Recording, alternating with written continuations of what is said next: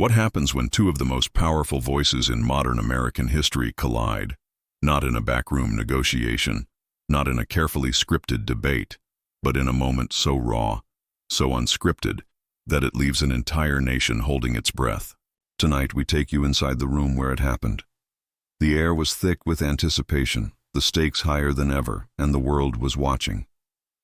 But no one, not even the most seasoned political insiders, could have predicted what would unfold when Barack Obama delivered a stinging insult, and Donald Trump, never one to back down, fired back with a response that left the crowd utterly speechless.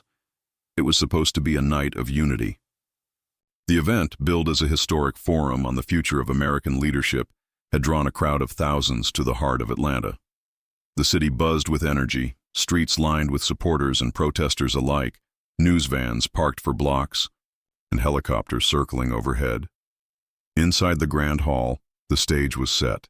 2 podiums, 2 flags, and 2 men whose rivalry had defined a generation. The audience was a cross-section of America, students, veterans, business leaders, families, and journalists, all eager to witness history. The evening began with the usual pleasantries. The moderator, a respected journalist, welcomed the crowd and introduced the presidents. Obama, ever the orator, opened with a call for unity and respect, his words measured, his tone calm. Trump, in his signature style, promised to tell it like it is, drawing cheers from his supporters and wary glances from his critics. For the first hour, the conversation was tense but civil, each man making his case for the direction America should take.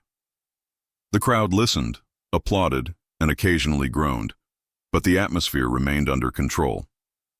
Then, as the discussion turned to the topic of leadership in times of crisis, the temperature in the room began to rise. Obama, referencing the challenges of the past decade, spoke about the importance of empathy, humility, and listening to those with whom you disagree. He paused, looked directly at Trump, and said, "Real leadership isn't about shouting the loudest or demanding loyalty. It's about earning respect, even from those who oppose you." The words hung in the air, sharp as a blade. The crowd murmured, sensing the shift. Trump, never one to let a slight go unanswered, leaned forward, his eyes narrowing. "With all due respect, Barack, I don't need lectures on leadership from someone who left this country weaker than he found it." The audience gasped, some clapping, others shaking their heads. The tension was palpable, the kind that makes your heart race even if you're just watching from home. But Obama wasn't finished. He smiled, a hint of steel in his eyes, and delivered the line that would ignite the night. "Donald, respect isn't something you can demand. It's something you have to earn. And frankly, the way you talk to people, the way you treat those who disagree with you, says more about your character than any title ever could." The words landed like a punch. The room went silent. The cameras zoomed in, and for a moment, it seemed as if time itself had stopped. What happened next would become the stuff of legend. Trump, faced with a public rebuke from his predecessor, could have lashed out, could have stormed off the stage, could have turned the moment into a shouting match. But instead, he did something no one expected. He paused. He looked out at the crowd, his face unreadable. The silence stretched on, heavy and electric. Every eye in the room was on him, every phone recording, every journalist scribbling furiously, and then with a slow, deliberate motion, Trump reached for the microphone. His voice, when it came, was quieter than usual, but every word carried weight. "You know, Barack, you talk a lot about respect. But let me tell you something about the American people. They don't want a president who bows to the elite, who apologizes for our greatness, who lets the world walk all over us. They want someone who fights for them, who stands up when it's hard, who isn't afraid to speak the truth, even when it's unpopular." The crowd shifted, some leaning forward, others crossing their arms. Trump continued, his tone steady, his gaze unwavering. "You say I haven't earned respect. Maybe not from you, maybe not from the media, maybe not from the so-called experts. But I've earned it from the people who matter, the forgotten men and women of this country, the ones who work hard, pay their taxes, and love this nation with all their hearts. They're tired of being talked down to. They're tired of being ignored, and they're tired of leaders who care more about their image than their results. A ripple ran through the audience. Some nodded, others whispered, a few even cheered. Trump pressed on, his words gathering momentum. You want to talk about character? Character is standing up for what you believe in, even when the whole world is against you. Character is keeping your promises, not just making speeches. Character is fighting for the people who can't fight for themselves. That's what I've done, and that's what I'll keep doing. The room was alive now, the energy crackling. Obama watched, his expression unreadable. The moderator tried to interject, but Trump held up a hand. One more thing, he said, his voice rising.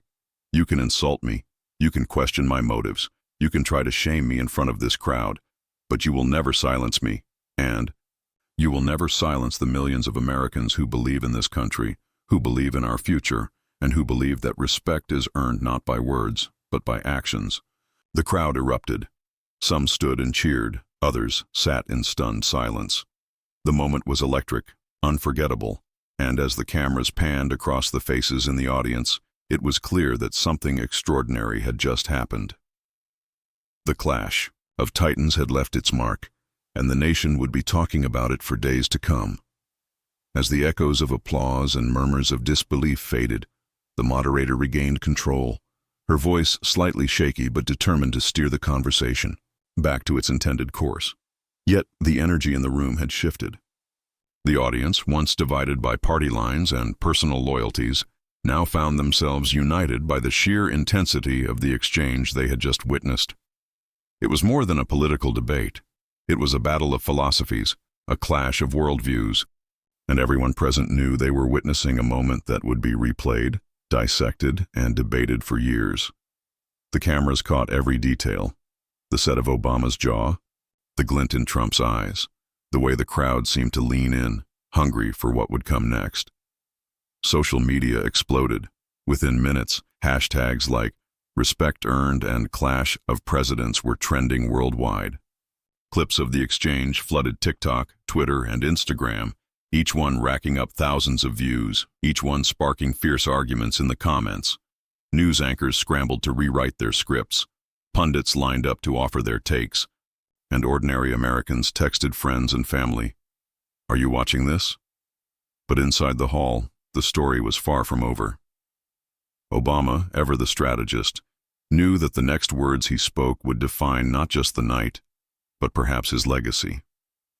He took a breath, let the tension settle, and then spoke, not to Trump, but to the audience. "You know, I've been called a lot of things in my life," he began, his voice steady, "but I've always believed that the measure of a leader isn't how loudly they speak, but how deeply they listen. Leadership isn't about dominating the conversation, it's about elevating it." He paused, letting his words sink in. The crowd was silent, hanging on every syllable. We can disagree, we can debate. That's the beauty of democracy. But when we start to see our opponents as enemies, when we reduce every disagreement to an insult, we lose something essential, not just as leaders, but as Americans.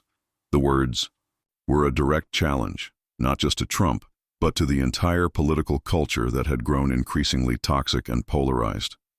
Obama's message was clear. Respect isn't just a personal virtue, it's a national necessity. The audience responded with a wave of applause, some rising to their feet, others wiping away tears. For a moment the room felt united, if only by the gravity of the moment. Trump, however, was not about to let the narrative slip away. He waited for the applause to die down, then leaned into the microphone, his voice cutting through the air. "Barack, you talk about listening, but for 8 years, the American people felt ignored.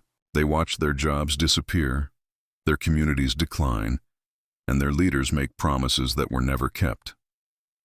You say we shouldn't see each other as enemies, but what do you call it when the people in charge turn their backs on the very citizens they're supposed to serve?" The crowd reacted, some with cheers, others with boos. Trump pressed on, his words sharp and unyielding. "I didn't come here to make friends. I came here to fight for the people who have been forgotten for too long. And if that means ruffling a few feathers, so be it.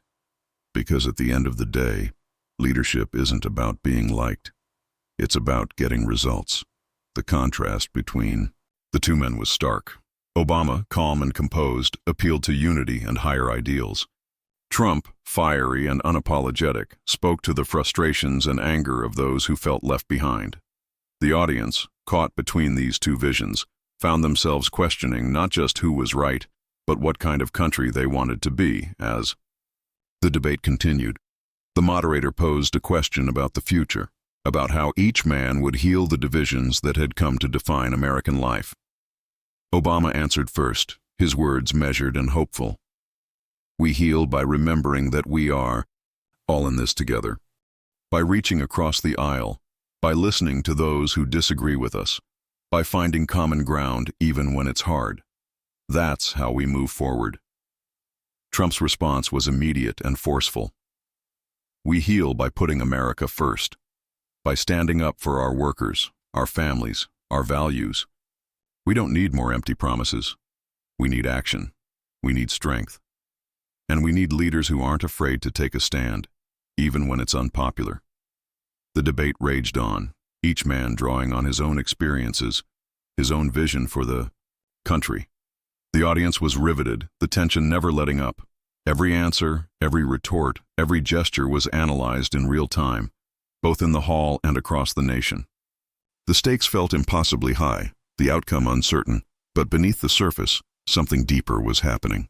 The crowd, once content to cheer for their chosen side, began to listen more closely. They heard the pain in Trump's voice when he spoke of forgotten communities. They saw the conviction in Obama's eyes when he talked about unity. For the first time in a long time, it felt as if the country was having a real conversation, not just about politics, but about who we are and who we want to become.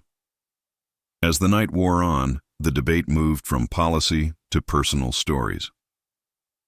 Obama spoke of his upbringing, of the lessons his mother taught him about dignity and respect. Trump shared stories of business deals gone wrong, of the grit and determination it took to build an empire. Each man, in his own way, tried to connect with the audience, to show that beneath the titles and the headlines, they were human beings with hopes, fears, and dreams. The crowd responded, sometimes with laughter, sometimes with tears. The barriers between left and right, between red and blue, seemed to blur, if only for a moment. The power of the moment was undeniable, and as the debate drew to a close, the audience rose to their feet, offering a standing ovation, not just for the men on stage, but for the idea that, even in the most divided times, America could still come together to talk, to listen, and to hope. As the applause faded and the lights dimmed for a brief intermission, the energy in the room was palpable. People turned to one another, whispering their reactions, some shaking their heads in disbelief, others grinning with excitement. The debate had become more than a contest of words. It was a mirror reflecting the soul of a nation at a crossroads. Outside the hall, the city of Atlanta pulsed with the same electricity. News crews interviewed attendees, capturing raw, unfiltered opinions. "I've never seen anything like it," one woman said, her voice trembling. "It's like watching history unfold in real time." Backstage, both presidents retreated to their respective corners. Obama's team huddled around him, offering words of encouragement and strategy. Valerie Jarrett, his longtime advisor, leaned in. "You handled that perfectly. Stay above the fray. Let your composure speak for itself." Obama nodded, his face thoughtful. He knew that every gesture, every pause, every word would be scrutinized. He sipped water, closed his eyes for a moment, and centered himself. In the other room, Trump's aides buzzed with energy. "You nailed it, sir," one said, clapping him on the back. "You showed them you're not afraid to fight." Trump grinned, but his eyes were sharp, calculating. He thrived on moments like this, moments when the world was watching, when the stakes were highest. He straightened his tie, checked his reflection, and prepared to return to the stage. The intermission ended, and the audience settled back into their seats, eager for round two. The moderator welcomed everyone back, her voice steady but her eyes betraying the excitement she felt. "Ladies and gentlemen, we've witnessed a remarkable exchange tonight. Let's continue the conversation. The next segment focused on the future, on what each man believed America needed most in the years ahead. Obama spoke first, his tone hopeful but realistic. We face enormous challenges: climate change, economic inequality, threats to our democracy. But I believe in the American people.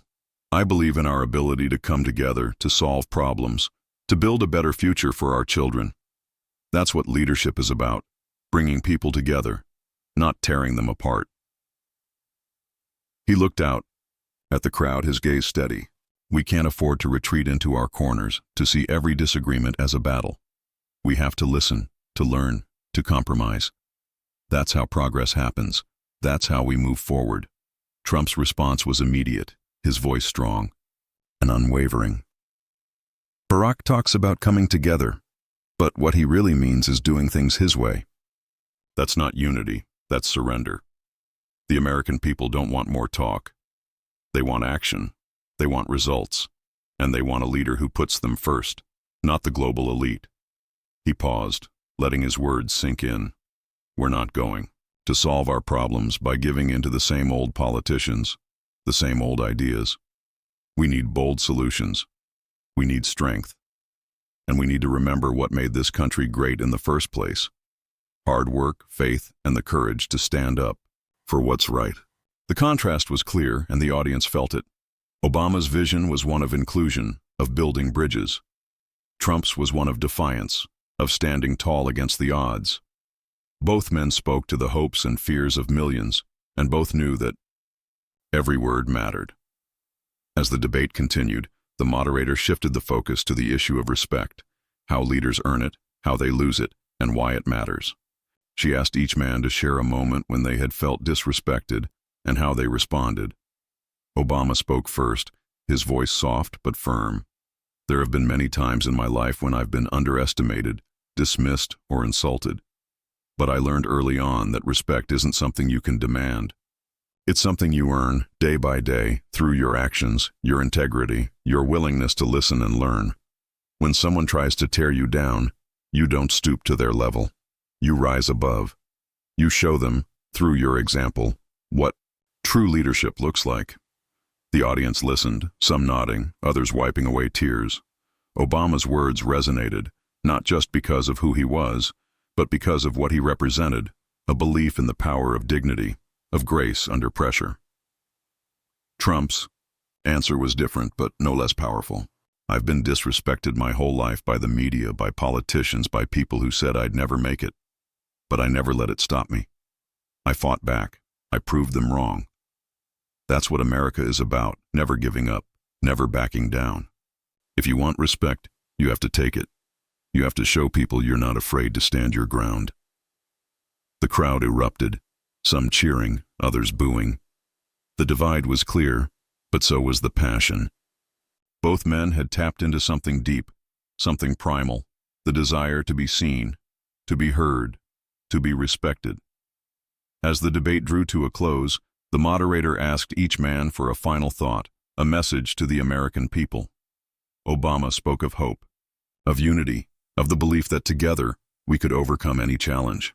Trump spoke of strength, of resilience, of the need to fight for what we believe in. The audience rose to their feet, offering a standing ovation that seemed to last forever. The two men shook hands, their eyes meeting for a brief, intense moment. It was a gesture of respect, hard-won and hard-kept, and as the cameras flashed, the world watched, knowing they had witnessed something extraordinary. Outside, the city buzzed with excitement. People poured into the streets, talking, arguing, celebrating. The debate was over, but the conversation had just begun. Across the country, in living rooms and coffee shops, on social media and talk radio, Americans debated what they had seen, what it meant, and what would come next.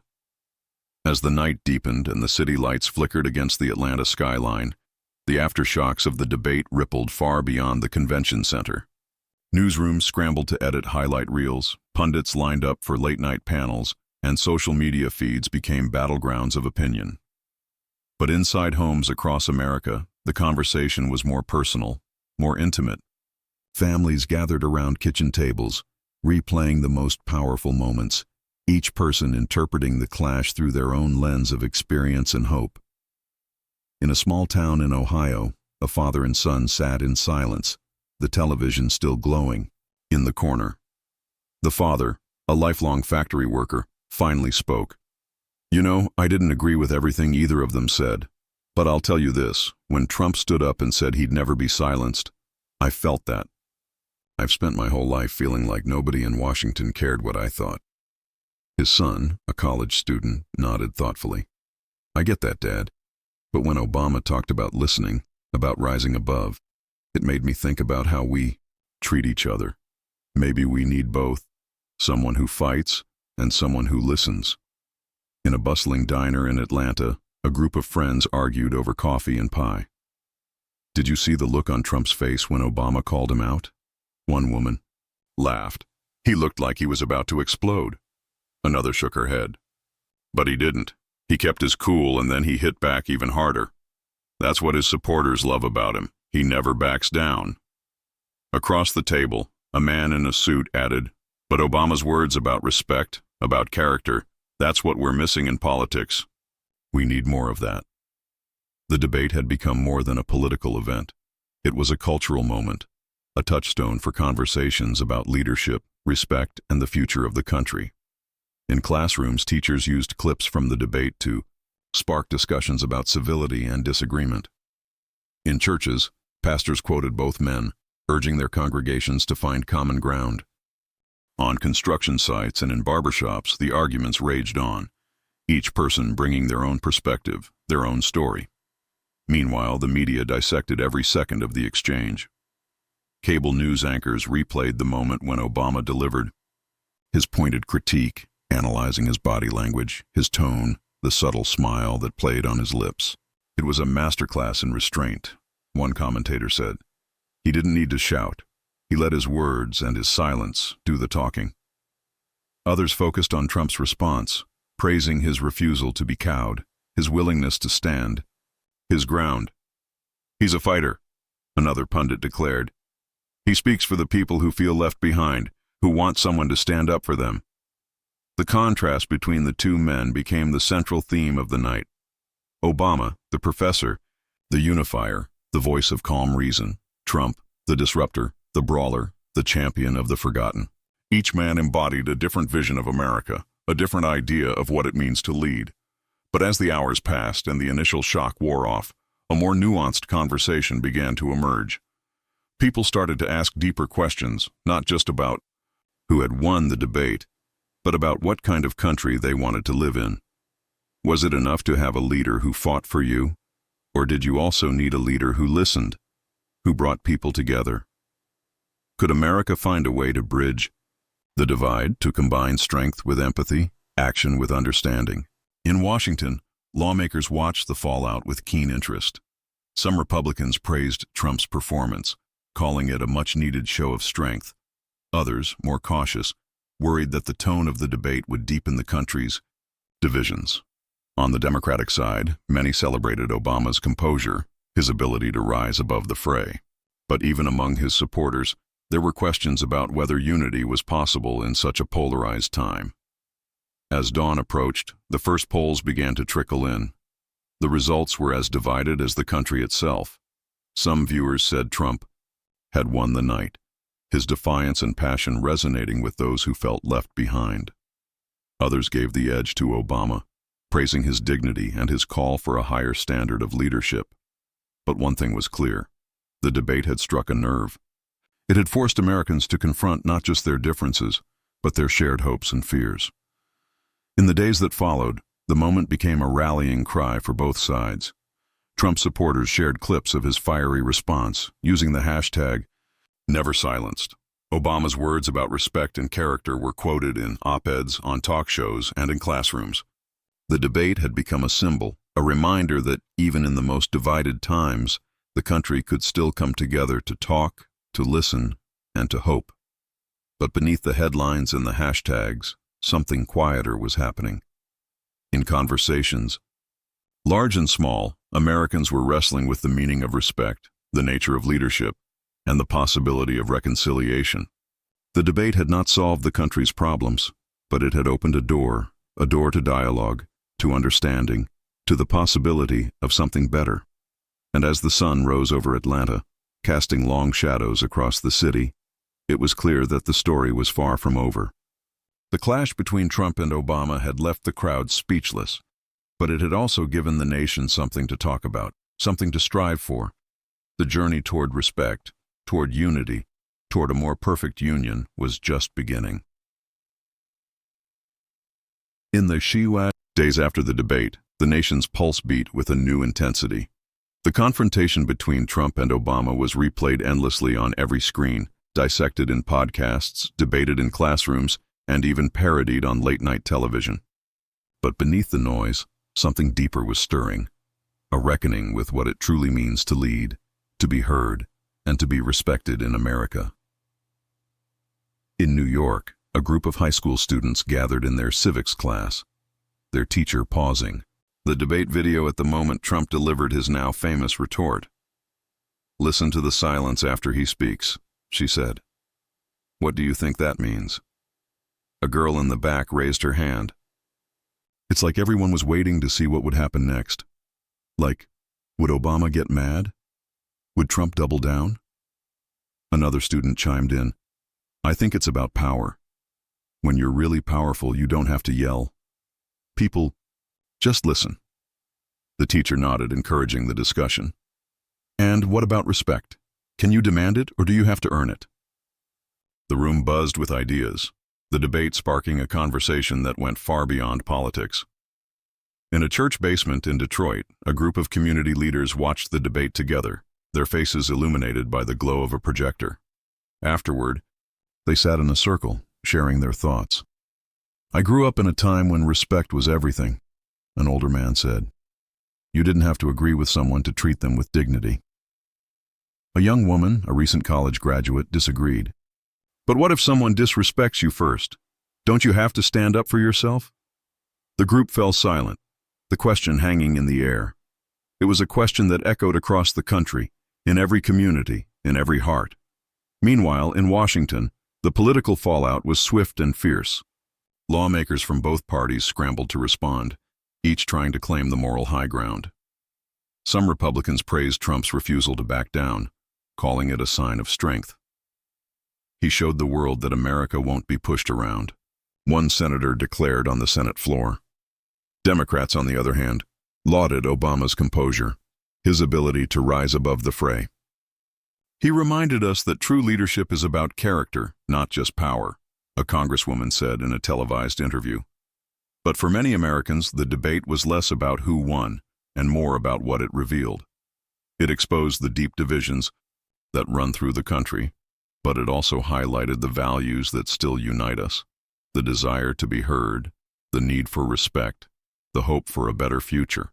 In coffee shops and living rooms, people talked about what they wanted from their leaders and from each other. On social media, the conversation took on a life of its own. Memes and clips from the debate went viral, each one offering a different perspective. Some celebrated Trump's defiance, others Obama's dignity. But the most popular posts were the ones that asked questions, that invited people to share their own stories.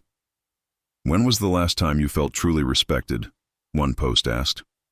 The responses poured in, stories of teachers who listened, bosses who believed, friends who stood by you when it mattered most. In the midst of all this, both Trump and Obama remained in the spotlight. Trump, never one to shy away from controversy, doubled down on his message. At a rally in Florida, he addressed the debate head-on. "They want me to apologize for standing up for you," he told the crowd, "but I'll never apologize for fighting for the American people. I'll never be silenced, and neither should you." The crowd roared, waving signs and chanting his name. Obama, meanwhile, took a different approach. In a speech at a university in California, he reflected on the debate, urging the next generation to rise above the noise. "Leadership isn't about who can shout the loudest," he said. "It's about who can listen, who can bring people together, who can inspire us to be our best selves. That's the kind of leadership America needs now, more than ever." The contrast between the two men was as sharp as ever, but so was the sense that something had shifted. The debate had forced the country to confront its divisions, but it had also opened a door to something new, a willingness to talk, to listen, to try to understand. In the weeks that followed, the impact of the debate continued to ripple outward. Polls showed a slight uptick in Americans' faith in their ability to bridge the divide. Community groups organized forums to discuss respect and leadership. Schools launched programs to teach students about civil discourse. Even in Congress, there were signs of hope, bipartisan bills introduced, unlikely alliances formed, small steps toward a more respectful politics. But perhaps the most important change was the one that happened in the hearts and minds of ordinary Americans. The debate had reminded them that, even in the most divided times, they could still come together to talk, to listen, and to hope. It had shown them that respect isn't just a word, it's a choice, a practice, a way of life. And as the country looked to the future, the memory of that night lingered, a reminder that no matter how fierce the debate, no matter how deep the divide, the possibility of unity was always within reach. All it took was the courage to speak, the humility to listen, and the wisdom to know when to do each. As the weeks turned into months, the debate between Trump and Obama became more than just a memory. It became a reference point, a story retold, in countless ways. In classrooms, teachers used it as a lesson in civics and character. In boardrooms, executives cited it as an example of crisis management and public poise.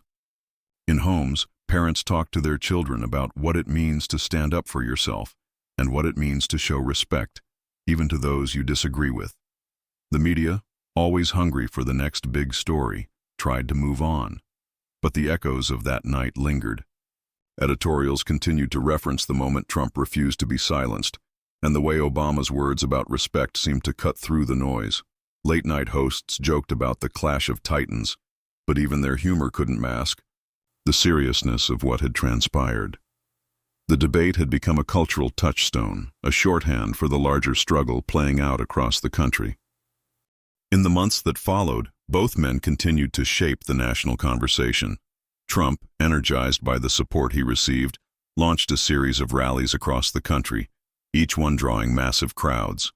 He spoke of the debate often, using it as proof that he was willing to stand up to anyone, even a former president. His supporters wore shirts emblazoned with the words, "Never silenced," and the phrase became a rallying cry for those who felt overlooked or dismissed by the political establishment. Obama, meanwhile, took a quieter approach. He met with young leaders, spoke at universities, and wrote op-eds about the importance of dignity and dialogue. He rarely mentioned the debate directly, but his message was clear. America's strength lies not in its ability to shout, but in its willingness to listen. His words resonated with those who longed for a return to civility, for a politics that valued character as much as conviction. The country remained divided, but the debate had changed something fundamental. It had reminded Americans that leadership is not just about power or popularity, but about the choices we make every day, how we treat others, how we respond to criticism, how we handle defeat and victory alike.